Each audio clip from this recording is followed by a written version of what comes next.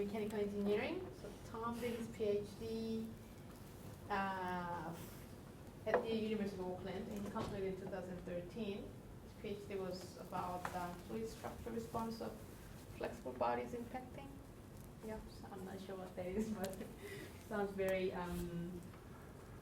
very deep. So since then, he's been working, and he's now a senior lecturer at the Department of Mechanical Engineering, and he's also affiliated with the Center for Advanced Composite Material, right? That's the one. Yeah. Yep. So awesome. he's going to give us an overview of that.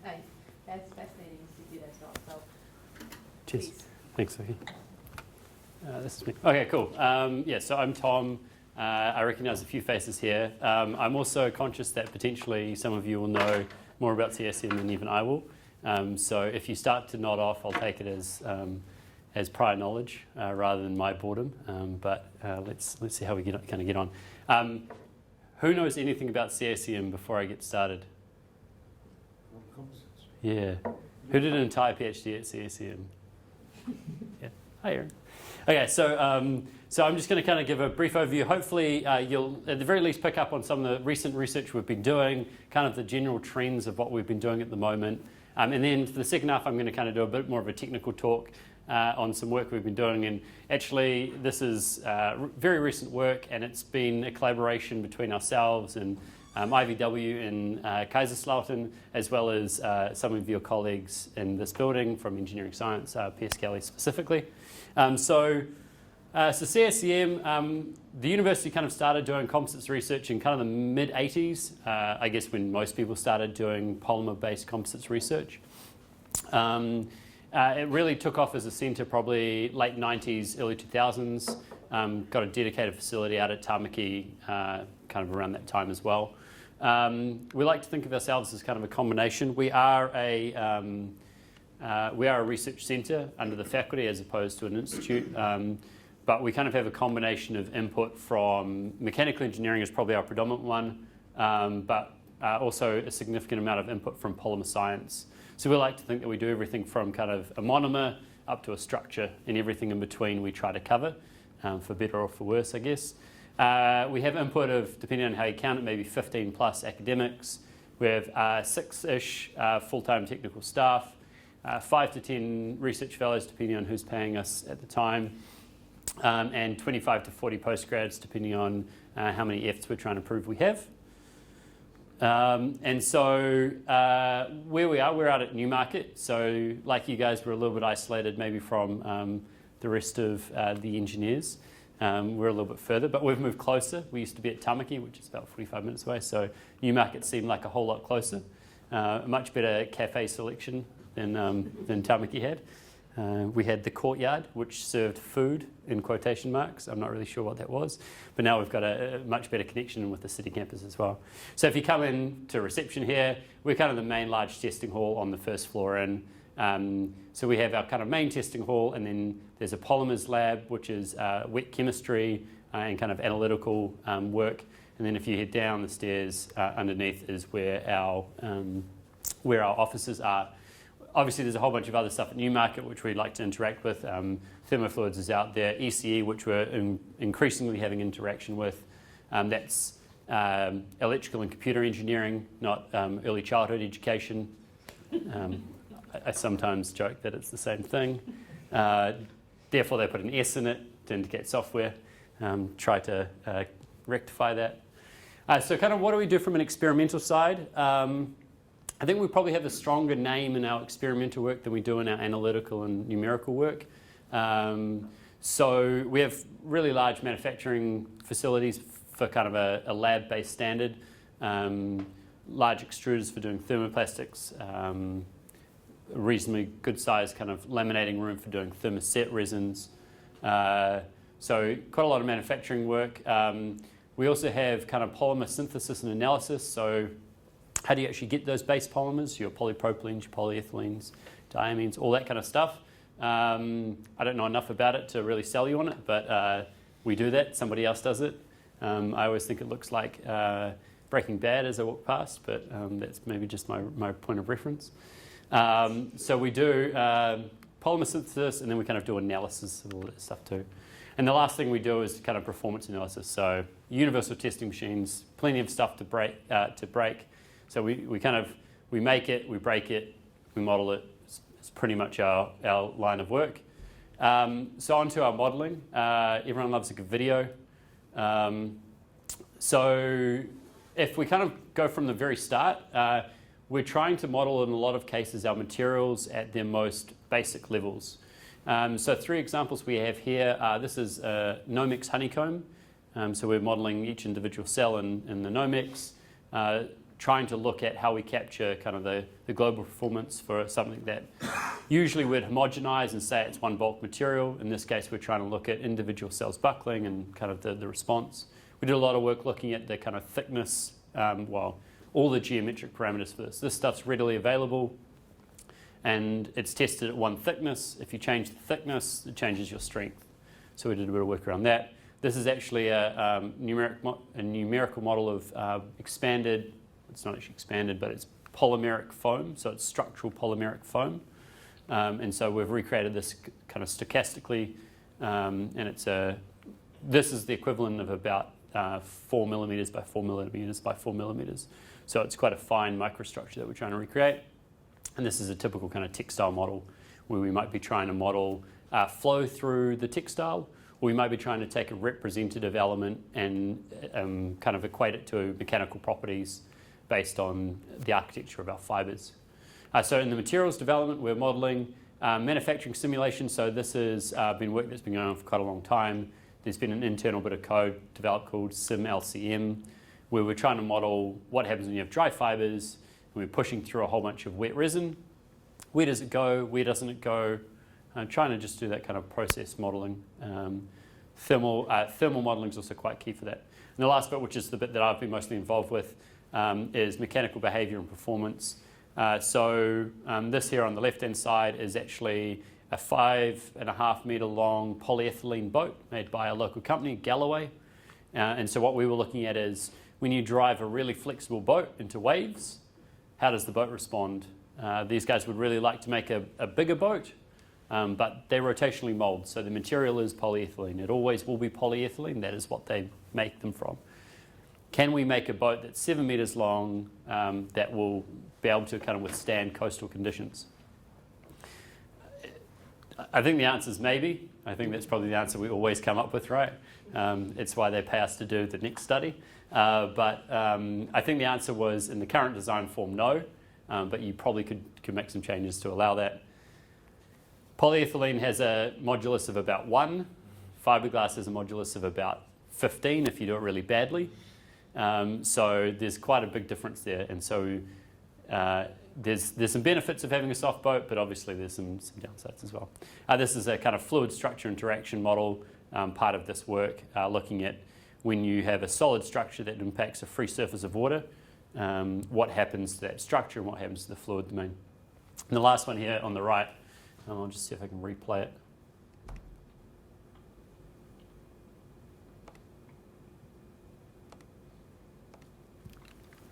We'll go this way.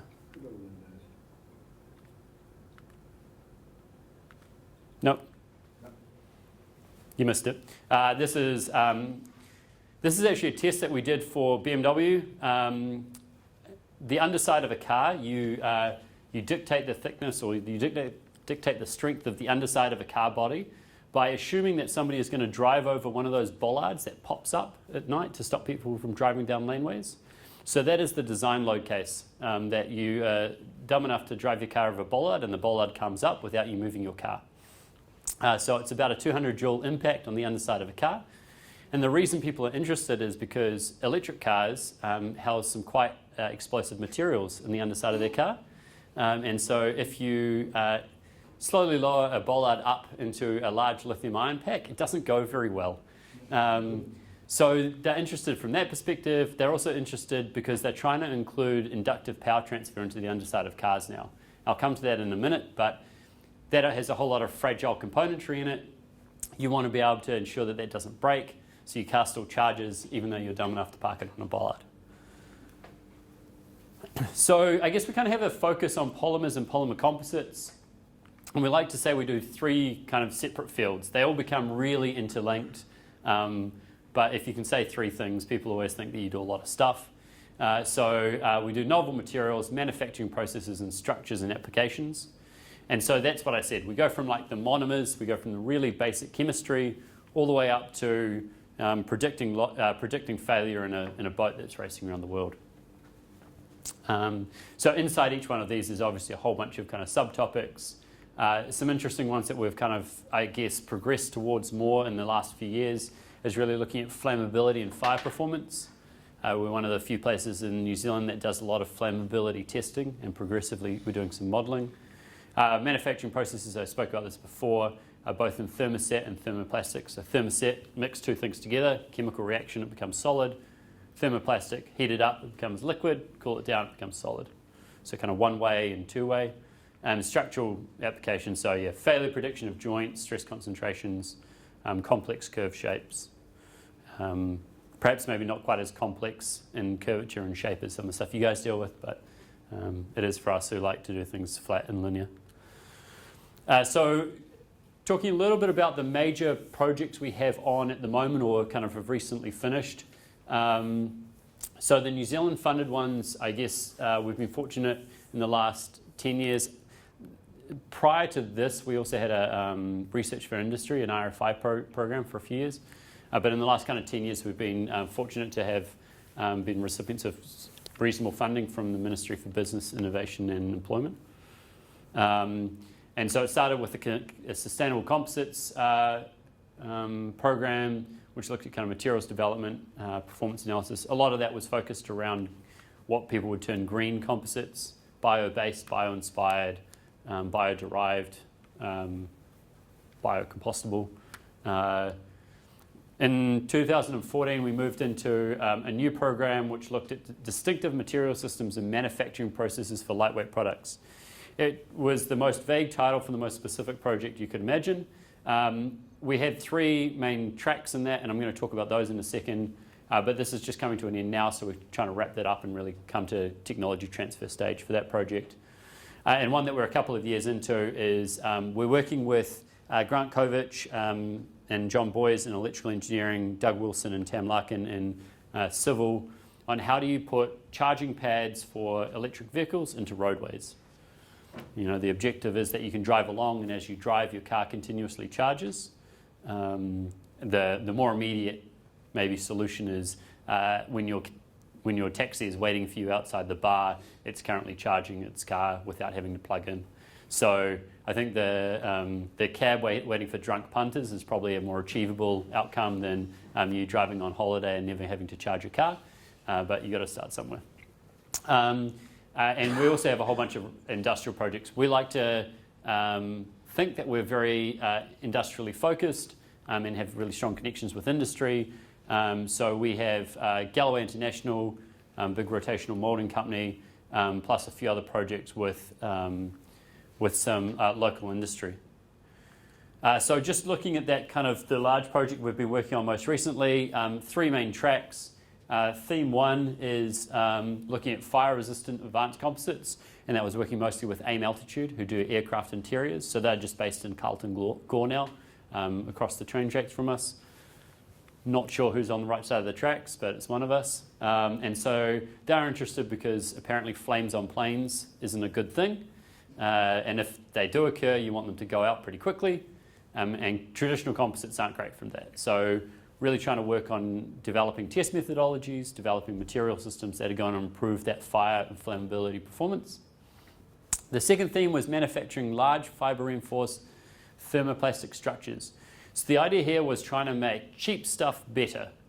All right, so how can we make the kind of low cost manufacturing cycles into making higher quality products? And so that was with Galloway, the rotational motor I've spoken about previously. They make a whole range of stuff in New Zealand. They have international contracts as well. They've done the boats for Small World at Disney World. So if you've ever been to Disney World and been on the Small World ride, you're riding on a bit of Kiwi engineering. They went to polyethylene because the fiberglass ones kept breaking and they kept having to repair them. The polyethylene ones are literally bulletproof, so they have had almost no downtime on the ride because of the change. So it's it's been a positive outcome for the company. And we've been trying to look at how they can make, obviously, these boats larger and some of their other products improving kind of the performance. And the last one is kind of the other end of the scale, relating manufacturing defects to resulting performance. So when you make a part, it's usually easy to get 85 or 90% of the performance. It's the last little bit which is always really complicated. Getting the last bit of air out, getting the last bit of resin wetting out, getting the last of your kind of tolerancing right. That's where the cost comes in, right? If you machine something, it's the same thing. Getting the length about right is really cheap. Getting it machined to exactly the length is okay. Getting it polished is even more expensive. So it's the same thing in our world. The more accurate you want to be, the more expensive it becomes. So here what we're doing is looking at low-cost products, making them high performance. Here we're looking at high-performance products and trying to make them a little bit cheaper to make by saying, we know what the defects are, they don't really matter, let's just get on and keep going, rather than trying to make the perfect part. I'll breeze through these because I've kind of covered them off, but flammability, low cost, high volume production, and the final one was this manufacturing design for high performance. You'll notice some gorgeous MicroCT. Yep, that's Arby's work done in this very building. So obviously we've already started some utilization of some collaboration with you guys. It's been a very handy tool for especially looking at voids within a 3D volume and morphology of those voids. So we were able to look into stuff that we have kind of no other way of doing other than with MicroCT. Last slide on kind of what we're up to. Our kind of international projects. So this is a project I've been heavily involved with, which is water slamming of marine vessels, which has been funded by the US Office of Naval Research out of their solid mechanics program. It's a 6.2 program, so it's not completely fundamental, but it's not very applied. Performance processing and performance for automotive carbon fiber reinforced polymer. That's been with BMW. So Simon Bickerton, one of our professors, spent a few years at BMW and came back and brought some research back with him, which was nice. And so in that space, we've been looking at kind of fast, non-destructive measurements for preforms, so they can kind of do it in line. And kind of what I spoke about with car bollards and damage to the inside of cars. We also had a joint, we had a subcontract out of CRC ACS in Australia and out of Super Panels, which is a European project. So relatively internationally connected, which is nice, across a bit of a range of activities. The stuff that we like to call kind of our key stuff, it looks a lot worse that large, but that's all right. So there's kind of 8 key academic staff. You might recognise Pierce and Mark, who are from the Engineering Science Department. So Christian Jaraman, Debish Bhattacharya, Simon Bickerton, Johan Verbeek is just started as the director of the Plastic Centre of Excellence. So we kind of have almost 2 centres running symbiotically. So we've got CACM and the Plastic Centre of Excellence. The Plastic Centre of Excellence was set up by Plastics New Zealand through like an endowment. So it runs slightly separately, but obviously very similar objectives. Richard Lynn, myself, and Mark and Pierce Kelly from Engineering Science. So that's kind of the 8 of us. So we like to think we're kind of multidisciplinary with kind of comprehensive experimental and modelling capability, focusing on developing new materials, manufacturing processes, and looking at the application's performance. So that's kind of us in a brief summary, a 10 or 15 minute summary. Does anyone have kind of any CACM related questions? We could do halfway questions. No? So what sort of voids are you looking at? I remember when I was involved with MicroCT, I think we were looking at voids in the order of micron or so, or several microns. What are you looking at here? Yeah, so Dane could probably tell you what they've been picking up, but I know that I guess, what's the resolution now? The resolution that we're using in the MicroCT is in the order of a couple of microns, right? Kind of 2 or 3 microns. I saw last week at 1.5 microns, they're picking up individual fibres. And I guess it all comes down to how long you're willing to let it process and how big your files you're willing to have to some extent. And also what you get out of it. So microporosity has no effect on your composite. I mean, there's the crack theory calculation. Mm-hmm. I believe that gives you a maximum, rather a minimum void size. Is that right? The crack theory. So if you stay below that size of void, then I guess you're okay. Yeah, I guess what we're finding is that it will depend on your load scenario as to the influence of those voids. Mm-hmm. So directionality of the voids, aspect ratio of the voids, location of the voids, compression or tension on the void, fatigue of the void, all of those things will influence the importance of it. And we've found very, very large voids that have almost no influence because they're orientated in such a way that they don't really affect the stress fields.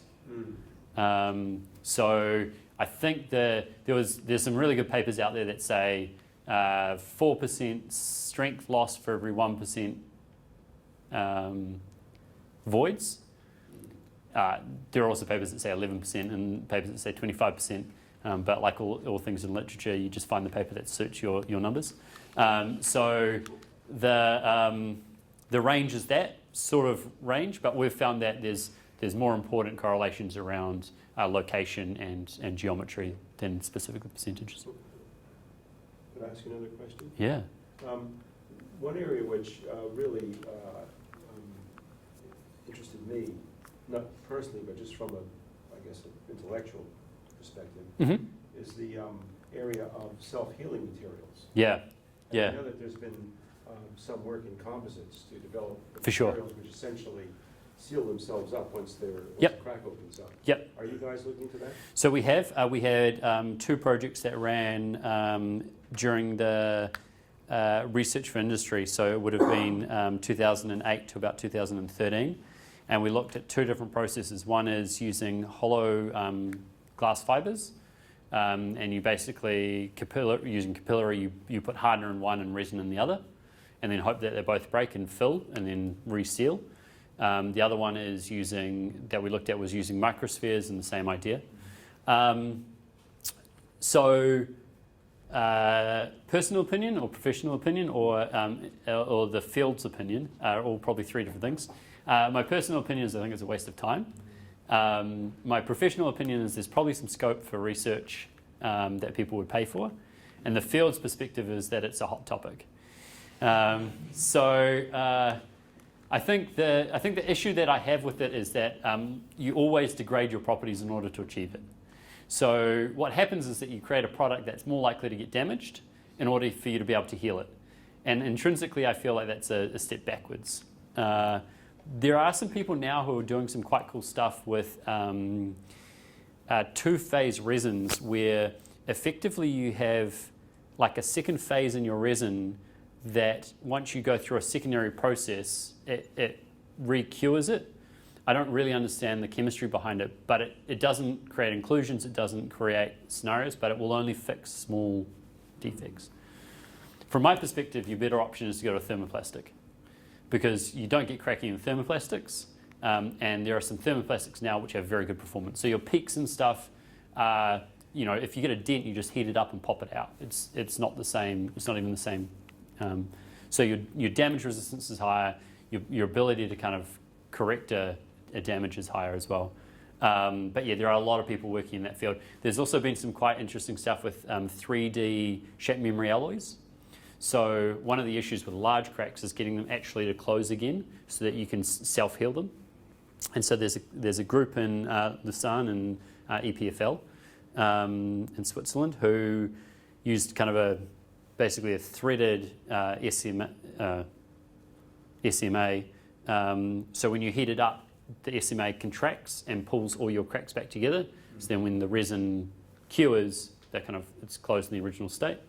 But again, same thing. You've added all these inclusions in your SMA, and your performance intrinsically goes down. So what I was going to talk about today from a kind of more technical perspective is some work that we've been doing. This is really preliminary work. I'm going to be brutally honest and say that the reason I'm presenting this today is because I presented it at a conference last week and I reduced the number of slides I had to prepare to present to you today. But I also thought this might be kind of interesting because it's a work we're doing collaboratively with, well, I guess Pierce is kind of one of us, but with engineering science. So it's kind of the mechanical and engineering science side of it. And we're also working with our partners. I'm led to believe that this means composite materials. I don't speak German, but yeah, the Institute for Composite Materials in Germany. And so they're in Kaiserslautern. Mira Dukovic and David May are our colleagues from there. So I guess, I don't know how much people know about composites manufacturing.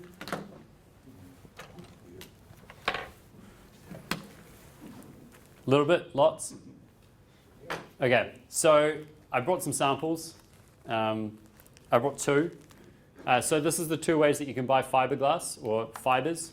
So this is glass fiber. It's just dry fiber. It has sizing on it so that it will stick to epoxy. This is carbon pre-preg. All right, so I'll probably refer to both of these today. So just so you kind of have a bit of perspective. So dry fiber has no resin in it. In order to make it solid, people like solid composites, it helps you plane fly.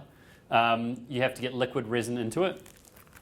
Carbon pre-preg, you can make anything pre-pregged, but this is carbon, already has resin in it. So you have two-stage cure. So we like to call this a B-stage cure. So at the moment, this is super soft. This is not soft, but it's still very flexible. The resin in here is kind of semi-cured. If you leave it out, it will eventually go kind of brittle, but it won't be cured. To get it cured, you have to elevate the temperature. So the benefit of this is that you can lay it into your mold. It's got your resin and your fibers in there all in one. You heat it up, it goes hard, and your part's done. All right, so you know you've got exactly the right amount of resin. I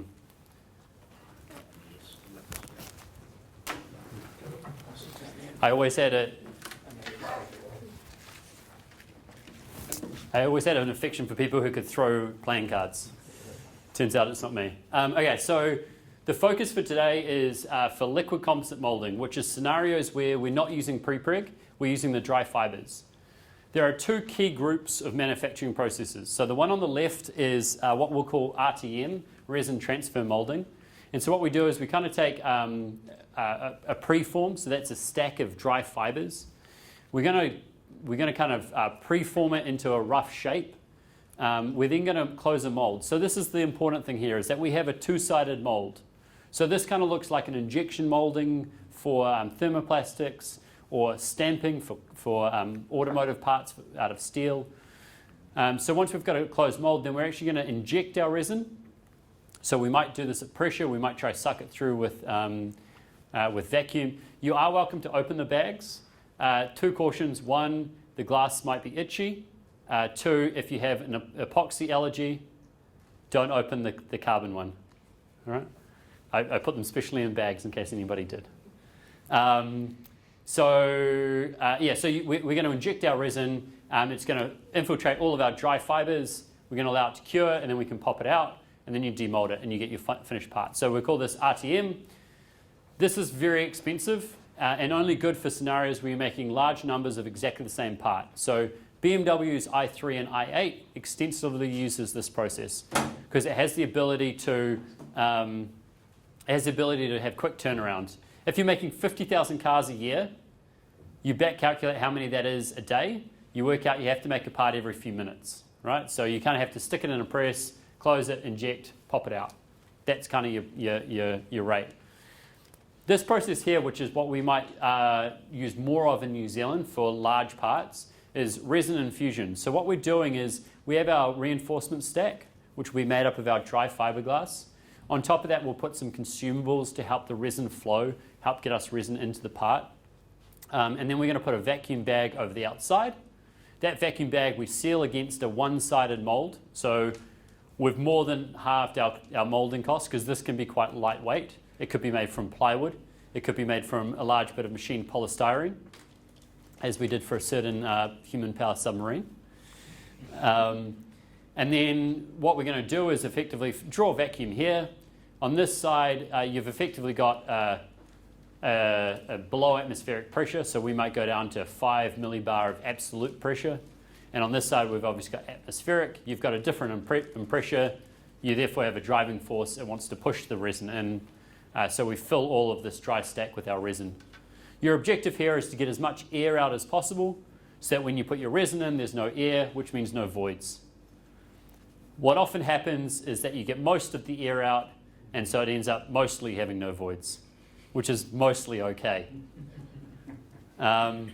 So what is this project we're trying to do? I'll just flick back to our title slide.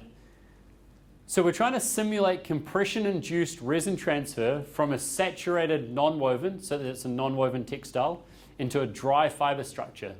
Right? So the material that you have is woven. It looks like cloth. It's woven together. We're talking about non-woven. It's only because it has slightly different characteristics. It's probably not a critical key here. So this might be a little bit hard to see in large, but this is what we're actually trying to resolve. So this is infusing a large catamaran.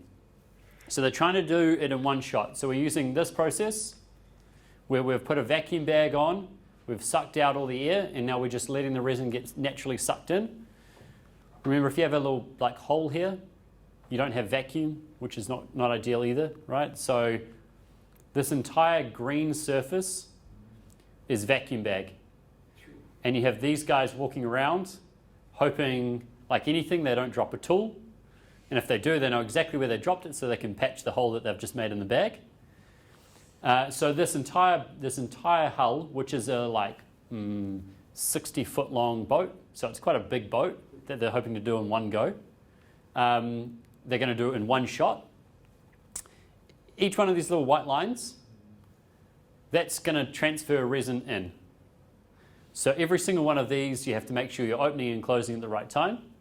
And you've got to hope that you've placed it in the right spot, that when your resin comes in from this one and this one, you don't end up with a nice big dry spot between the two before it kind of closes out. So you can see that if you're a company and you're doing lots of these, you're probably okay because you've done 10 of them before and only 3 of them had dry spots and the owners didn't know, so it didn't really matter. But the problem is if you make a different boat every time and everyone has a dry spot, one of your owners is going to work it out. So one of the issues here is how can we kind of reduce some of these risks? So what we want to reduce is we want to reduce the consumables because we're moving to a circular economy and we're all going to start riding bikes to work. So each of these consumables are one use only and we're just going to throw them out, all right? Apparently in the scheme of building a super yacht for oil oligarchs to drive around in, saving a little bit of plastic in manufacture is still important. I'm not sure who came up with that logic, but it is. And so we're trying to reduce consumables. All of these pipes get thrown out. The bag gets thrown out. Under the bag will be some distribution media to transmit the resin around. That all gets thrown out. One-time use. We want to reduce the risk of incomplete wet out. If you don't get resin everywhere, it's this stiffness, right? There is no stiffness to it. So it has to get resin everywhere. You have to get it all wet out. So we want to reduce the risk that doesn't happen. And the last thing is, it's actually quite hard to infuse quite thick laminates. What happens is that when you infuse, you do kind of a horizontal infusion. So the resin flows along through your fabric. What tends to happen is that the front fills out really quickly and the bottom doesn't. So there's always a lag. And what can sometimes happen is the top fills out and then it starts doing this at some point. And then you've got this bit in here which is just, it's not really vacuum because remember we say it's like 5 millibar or 10 millibar. So there is air in there. So as that hole becomes smaller and smaller and smaller, the pressure goes up and up and up, and eventually it just doesn't fill. So on thick laminates, you can end up with quite large dry spots. So we want to try avoid that difficulty. How can we reduce the chance that thick laminate won't fill properly? And we want to do that without going to pre-preg. Everything's solved with pre-preg. But that carbon fiber is about $130 a square meter. That glass is about $6. Talking a pure equivalency basis, it's about 3 times the price to use a pre-preg system, maybe twice the price. One of the factors here is you also have to stick it in an oven, right? So an oven for a 60-foot long boat is quite expensive. It happens, but it is quite expensive. So what are we trying to do? So we've got this proposed process solution. We like to think it's relatively novel, like everyone with their research. And so we're calling it resin transfer impregnation. We've also called it infusion with a supersaturated non-woven, but resin transfer impregnation kind of ties with the other processes. So you have resin transfer molding. Our colleagues have developed a process called resin transfer pressing. We have resin transfer impregnation. We like to keep them similar enough that it's really confusing. It makes people think that you've done something slightly different, and then everyone's kind of confident that it's okay. So what we're doing is we're taking our non-woven. So this is kind of a big fluffy stack of fibers. We're trying to make it as voluminous as we can, because what we want to do is we want to put our resin into there at the point that it's not compacted at all. So think before you put your head on your pillow, pillow's nice and big, fill it up with lots of resin. When you put your head on the pillow, all the resin squishes out. So that's our aim. We're basically trying to make a giant sponge. We're then going to take this kind of sponge of resin-filled non-woven, and we're going to put it on top of our dry textile. This dry textile is kind of our structural element. This is the bit we really want in our part. This is kind of just to carry the resin in. We're talking about maybe potentially can we set it up so this just peels off at the end? Can we have it as a bit that we remove? Maybe that detracts from our kind of no consumables approach, but if we're trying to lightweight at the same time, then that's maybe the solution. And then once we've got this here, you can see obviously dry, wet. If we squeeze it together, the wet moves down and we wet out the bit that was dry, right? So relatively simple process, and the aim is to end up with something that's fully wetted out. So what we're trying to do is initially look at this phase here, where we're looking at the compression-induced resin impregnation. So there have been some previous work in this field by other authors. I won't go into too much detail. Sy was mostly to alleviate people's concerns that we had, where we're claiming we'd come up with this by ourselves, but obviously there's always someone who's done something similar before. So Farina had kind of done a similar uniaxial compression approach where you're applying a pressure to a stack of pre-preg. So that's already got your resin in it. So it's kind of wet the whole way through. So a little bit different to us because we're saying the top's wet, the bottom's dry. Billy looked at actually what happens when it's all dry and then you start pushing liquid in. So that's different again because you're all wet and you're pushing a bit of fluid in. So both of these cases we can kind of draw on and take the learnings from them. And some of the learnings were specifically around some of the simplifications we can make to our approximations or to our equations to make it a little bit easier. So we set up a model. Pierce has arrived, so I really hope that I get this right. So this is kind of the geometry of our stack on the left here. So what we've got is we've got the kind of dotted line is our original preform size. So we've got this area down here. This represents the kind of dry reinforcement. And this little bit up the top is what was our kind of supersaturated non-woven. You can see we're applying this pressure. That top line moves down to this line here. And this blue represents our kind of filled portion or our wetted out portion. So you can see that at S, we're saturated. And this line S is going to keep moving down as we apply that pressure, right? So as we kind of squidge, it continually wets itself out. We have some parameters here around the stress in each of our kind of components, whether it be our dry reinforcement, our wetted reinforcement, or our supersaturated layer at the top. An important parameter when we're modeling flow through our textiles is permeability. So your permeability is kind of your resistance to flow. It's taken from soil mechanics. I'm sure there's some applicable things in kind of the ABI where you use a similar approach. And so we need to be conscious of what our permeability is and know that that's going to change with our volume fraction, which is what our phi s is. And that's going to also change depending on our location and our time. So all of these parameters are kind of moving targets. We're kind of defining two different coordinate systems. One is kind of at time 0, we can say with our stack, any point P is going to be a distance large x from the top surface.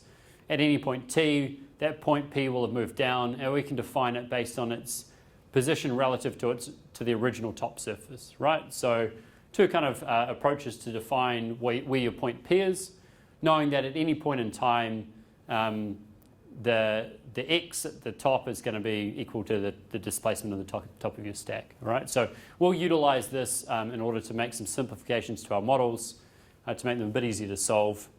The last thing I was going to talk about before getting into the way we've formulated the equations is our volume fraction. So your volume fraction is pretty much what dictates everything when it comes to your material behavior in a fibrous structure. The more it's compacted and the higher the volume fraction are, usually it gets stiffer. Usually your permeability goes down, so it becomes harder and harder to get resin or liquid in. So in this case, we're going to say we have two different volume fractions. We're going to have one that's for each of our materials, and those are going to cover kind of two different portions of our stack. Right, so we've got, at our initial volume fraction, we've got some up the top, some down the bottom. But what we're going to use is a void ratio. So rather than traditionally in composites, we use a void fraction, which is kind of percentage of, or fibre volume fraction, which is kind of percentage of fibres in your space. Instead, we're going to use a void ratio, which is effectively saying how much of your space is void compared with how much of it is solid. This is a slightly unusual way to take it, but the previous work I showed that, again, this helps with our kind of simplification of variables in our problem. So a whole bunch of equations. So these are kind of our governing equations for the 1D response of incompressible fluid and solid phases. You've got really basic ones like conservation of mass for both your solid and fluid, which are kind of universal laws, right? Darcy's law, which I spoke about, which is our measure of kind of flow through a porous media. You've got equilibrium. Obviously, a change in force would indicate an acceleration. So we're saying that our forces are not changing throughout position. We've got some relationship of volume fraction and porosity. And then the last two, permeability dependence and constitutive relation, these are experimentally obtained. So these are curves of the relationship between your permeability or your stiffness and volume fraction. So we've obtained both of these by doing some physical testing, and so the model effectively looks up values for a given volume fraction. So we can combine those two mass conservations, because obviously if you conserve one thing and you conserve another and you add them together, you still have conservation. We can then eliminate a velocity by substituting in Darcy's law. So we're subbing in Darcy's law, which means that we have two equations, one just in terms of Vs and one in terms of Vf. So this is our velocity of our solid, and this is the velocity of our fluid. So it's handy to have an equation not in terms of both, but only in terms of one. If we substitute these into the equilibrium, then we end up with two equations and two unknowns, namely the volume fraction and the velocity, right? So volume fraction for the solid with the velocity of the solid, volume fraction of the fluid with the velocity of the fluid. And the last step is we can eliminate kind of the phase velocity, so we're trying to eliminate Vs. And so that gives us an equation just in terms of our solid volume fraction. So we can define what's happening in our material purely based on that volume fraction. Right?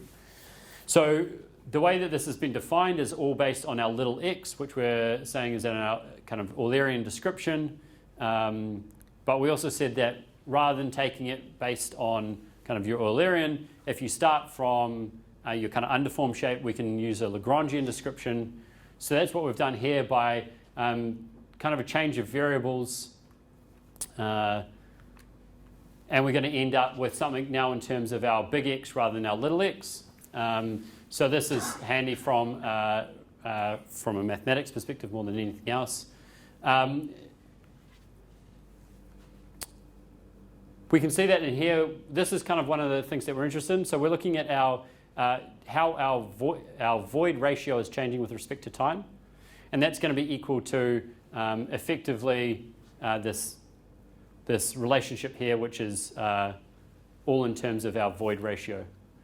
You can kind of simplify this down to see that it's effectively a transient diffusion equation, In most cases, when we deal with flow through a porous media, it comes out to be a transient diffusion equation of some description.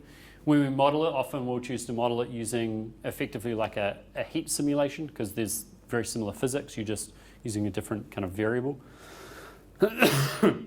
And so I guess the specific thing for our scenario is this nonlinear diffusion coefficient, D with respect to E, and that's kind of the key component here, which I think is maybe different to some of the other scenarios that have been done in previous literature.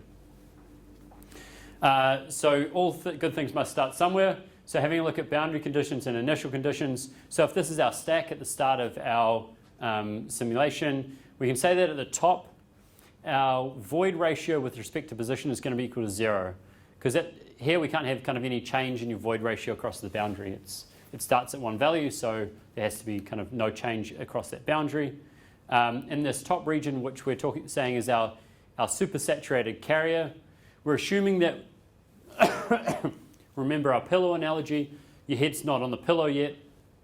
So before you kind of start compressing all of the down in your pillow, any of your resin in there is going to carry that initial load, right? So we've filled it with resin. At the first moment where we're applying pressure, the resin must carry that load before you compress it slightly, and then your fibers will start to take some up, all right? So we're saying that in this region, your pressure in your fluid is equal to your applied pressure, and therefore your effective stress within your substrate or your reinforcement is going to be equal to 0. The other initial condition we're taking is that your void ratio through this whole dry region is equal to the void ratio at your applied pressure, which we think is pretty valid. There's no reason why you should have a variation. It's effectively like an instantaneous compaction response. There might be some kind of time delay, dynamic time delay, but we're assuming kind of quasi-static, so that shouldn't be particularly far off. So those are our key boundary conditions. So we've modeled this two ways. The first way we've modeled it is in MATLAB. So we've taken the governing transient diffusion equation and discretized it, and we've used an implicit scheme to solve. An implicit scheme has been developed for the solution. And what we're doing is we're solving for the time for the flow front to reach each node. So I've kind of, it's 1D, so I've plotted them kind of as long linear nodes. So what we're looking for is actually the time from here to here, rather than looking for a flow front progression. We're trying to actually work out the time that the flow front reaches each location. This avoids us having to consider like partially filled nodes, right? So if you were to take a standard incremental time step, then you would end up with a flow front that was somewhere between your nodes, and then you have to kind of solve for a partially filled cell, which makes it a lot more complicated. So we can actually find an equation for that time related to effectively the length of our element and a few other parameters, including our diffusion coefficient. And so this is just solved using a Newton-Raphson algorithm. We've also used ComSol. ComSol is obviously a kind of commercial package, which perhaps gives us a little versatility down the track. Also gives another way to try to solve it. So it's solved using the coefficient form PDE. I think the key thing to note here is that most of your terms actually cancel out and are 0. So your form is the same as what we're looking at in the MATLAB solution. And this is how a domain's been formed, where we're starting effectively from the top. So this is the top of our stack if you kind of rotate around. Section 1 is that kind of supersaturated, pillowy, non-woven. And then region 2 is the progression of that flow through our dry, non-fabric reinforcement.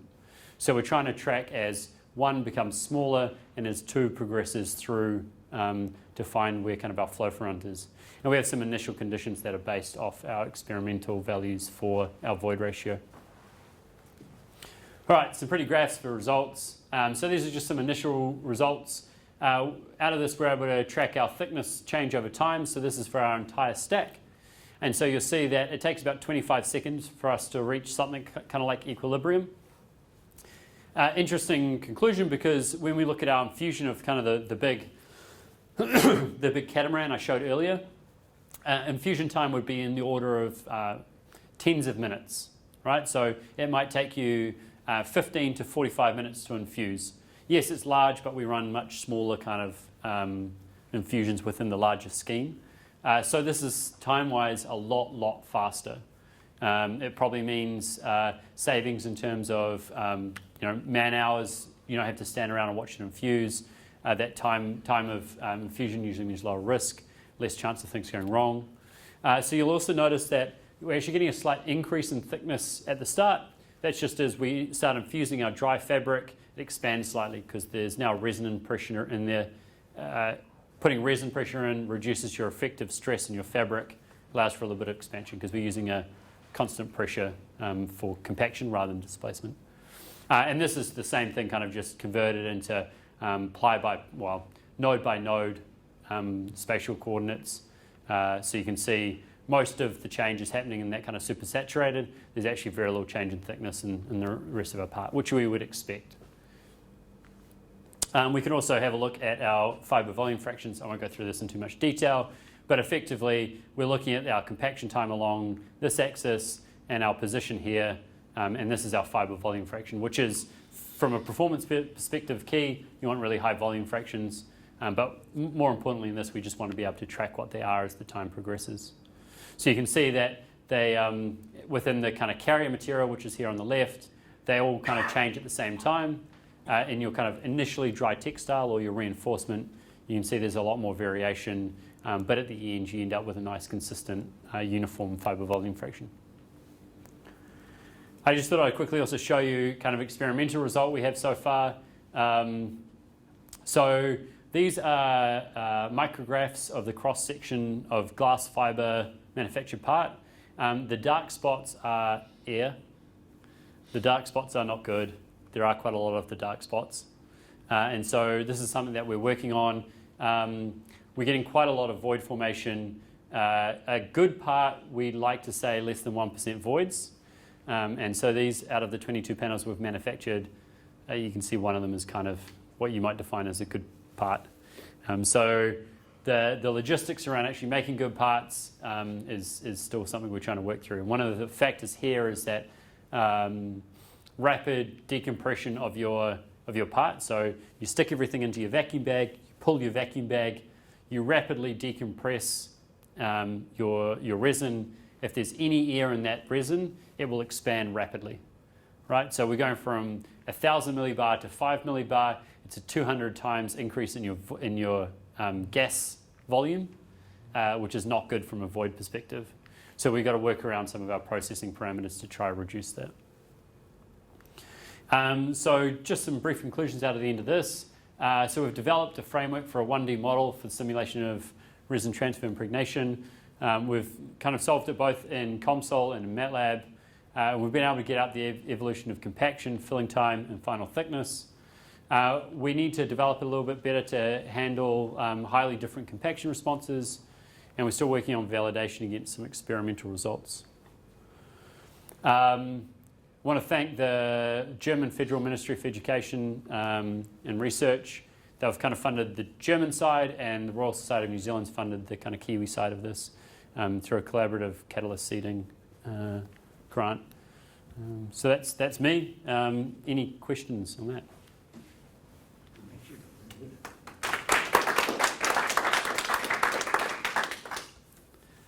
Yeah. What about outgassing resins? Because this is a major problem in mixing. When people mix, they don't realize how much gases they can trap in it. I mean, Yeah. people in silicone oils, people don't realize, oh, it's an oil, I can't have gas in it. Of course it's got gas in it, especially depends on how it's been mixed and poured and stored. Yeah, the storing is a big one. So we have a PhD who's just finished up, and one of the bits of work he looked at was dissolved oxygen and dissolve moisture content in resins. And so the traditional train of thought is that you always degas a resin before you do anything with it. And so what people do is they take their resin, they stick it in a bucket, they stick it in a vacuum pot, they pull vacuum, it bubbles away, it stops bubbling, you've degassed it, you take it out and you infuse. Now, there are two issues. One is a lack of nucleation sites in a bucket can sometimes mean not full degassing. The second one is that the level at which you vacuum it massively influences the rate and the time it takes to degas. So what we found is that when you degas at 5 millibar, which is actually very low for industrial vacuum pumps, you get degassing within 5 minutes. If you degas at 15 millibar, which is probably more industrial standard, it takes 48 hours to degas your resin.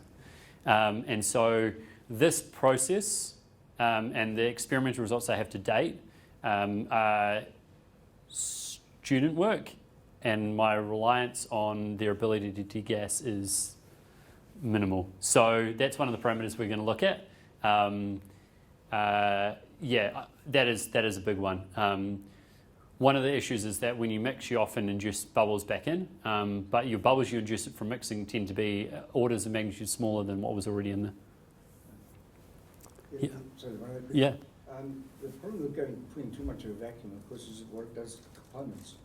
Do you have any vacuum pressure differentials where you actually lose one component? Yeah, no, I don't think so. I think that, especially in an epoxy, yeah, I think all of our, I think everything that's in this that's meant to be in this stays in there. I can't guarantee that I don't know the chemistry enough about it. That is an interesting question. I'm not sure, because at some point, everything boils, right? That's what I mean. Yeah, so, yeah, that's an interesting question. Sorry, just noticed in the lab from embedding microscopy science. Yeah, yeah. You've got to be very careful Mm-hmm. about not putting too much of a vacuum, because you can actually split off components that you're trying to keep. Right, yeah, yeah, interesting. You've got any solvents around you. Yeah, so most of the epoxies are not solvent based, Yeah, no. so you did be okay. But still, Yeah. some of these fancy resins, Yep. you don't Don't quite know what's I in don't them. know what's actually in them anymore. Yeah, especially the hardeners. Especially the hardeners, because people hide all sorts of stuff in hardeners. You don't know. It's trade secret. Yep. So you can't know. Yep. Yep. Thank you. Last question is Brian. Sorry. Is there any tendency in a system like this to get instabilities like fingering of resin as it's entering the drying? I think typically our materials become, I don't want to say homogeneous enough, but I don't think you have large enough variations in your local porosity and permeability to end up with kind of fingering. You sometimes get that in like flat wires infusions, but it tends to be where you have large stepwise changes in geometry. So like in a corner, you might end up with a slight amount of bridging, but it would be very rare that you would get it in an actual textile itself. Is that kind of your question?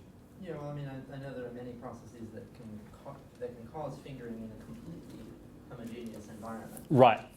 So fluid dynamic instabilities. Yeah. Not that I'm aware of in our scenarios.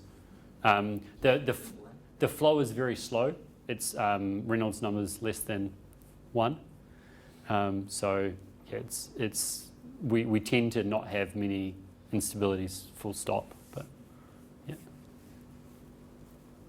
Yeah.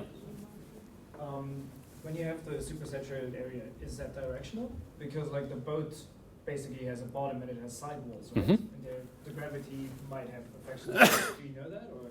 Yeah. So you always intrinsically have a problem with when you're doing vertical surfaces with a liquid composite molding process, because you have a pressure differential. Currently, we have done flat plates on a flat plate of glass, so I probably don't have a good answer to that. The German guys have been developing a resin system that is similar to a pre-preg in that you get like a partial cure, so your kind of your sag of resin is less. You're always going to have a portion that when you're going to kind of push it through, it's going to want to do this rather than going straight across. I think with some process development, you could account for that. Your through thickness is always much smaller as well, right? So your through thickness might be at the most 20 millimeters. Your height might be 2.5 meters or 4 meters. So your angle, you might miss the top, 25 millimeters if it comes down at 45 degrees. So you could, add additional material or some edge solution.